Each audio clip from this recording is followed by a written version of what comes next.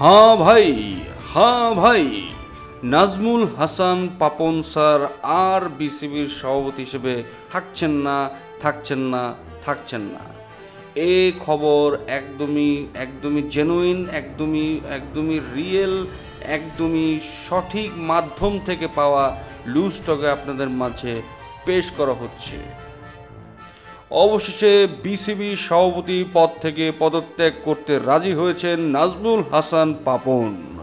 তবে গঠনতন্ত্র অনুযায়ী তাকে লিখিতভাবে পদত্যাগপত্র দিতে হবে এবং তা বোর্ড সভায় অনুমোদন হতে হবে। গত 5 আগস্ট সরকার পতনের পর স্থবির হয়ে পড়ে বিসিবির কার্যক্রম, আর অন্তরালে চলে যান সভাপতি নাজমুল হাসান সহ বেশিরভাগ পরিচালক। যারা দেশে আছেন তারা বোর্ডের আসছেন না। আইসিসির নিয়মের কারণে হস্তক্ষেপও করতে পারছে না অন্তর্বর্তী সরকার। এই পরিস্থিতিতে আইসিসির নিয়ম ও বিসিবির গঠনতন্ত্র মেনে কি করা যায় তা জানাতে বলেছেন ক্রীড়া উপদেষ্টা। বুধবার করণীয় ঠিক করতে নিজেদের মধ্যে বৈঠক করেন বেশ কয়েকজন পরিচালক।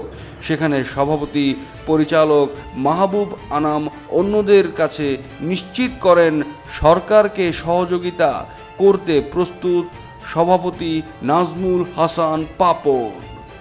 সে সহযোগিতা যে পদত্যাগ সেটাও নিশ্চিত করেছেন এক পরিচালক। জানা গেছে পরিবার নিয়ে লন্ডনে অবস্থান করছেন নাজমুল হাসান।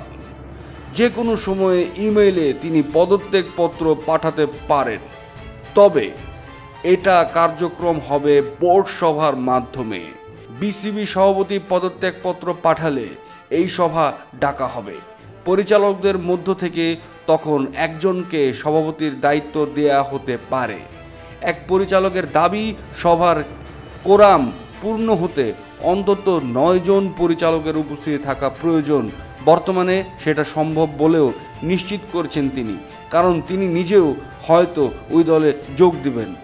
নাজমুল হাসান পাপন স্যার চলে যাওয়ার পর বাংলাদেশের মানুষ এখন বিশ্বকাপ কার হাতে দেখবে এ নিয়ে অনেক বড় প্রশ্ন রয়ে গেল। 2090 সালে আমরা একটা স্বপ্ন দেখেছিলাম, 2090 সালে বাংলাদেশ বিশ্বকাপ নাজমুল হাসান পাপন স্যার হাতে তুলবেন, কিন্তু এটা এখন একটা শুধু স্বপ্নই রয়ে গেল। এই প্রশ্নের জবাব কে দিবে দর্শক? এই প্রশ্নের জবাব কে দিবে? এই যে আমরা এখন একটা দুঃস্বপ্নের মধ্য দিয়ে যাচ্ছি যে নাজমুল হাসান পাপন স্যারের হাতে কাপটা থাকবে, এটা একটা স্বপ্ন, এটা সুস্বপ্ন ছিল আমাদের। স্যারও বলেছেন আমরা নেক্সট ওয়ার্ল্ড কাপ, বাট এই নেক্সট ওয়ার্ল্ড কাপ আর হলো না। এটাই হচ্ছে শেষ অবস্থা। তো নাজমুল হাসান পাপন স্যার চলে যাওয়ার পর ক্যাপ্টেন পদে শান্ত কি থাকতে পারবে? এটাই একটা বড় প্রশ্ন রয়ে গেল। এখন তাহলে পুরোটা চ্যালেঞ্জ শান্তর উপরে চলে গেল। শান্ত কি পারবে বিসিবির মন জুগিয়ে, আগামী সভাপতির মন জুগিয়ে ক্যাপ্টেন হিসেবে দলে থাকতে? এটা একটা এখন বড় প্রশ্ন।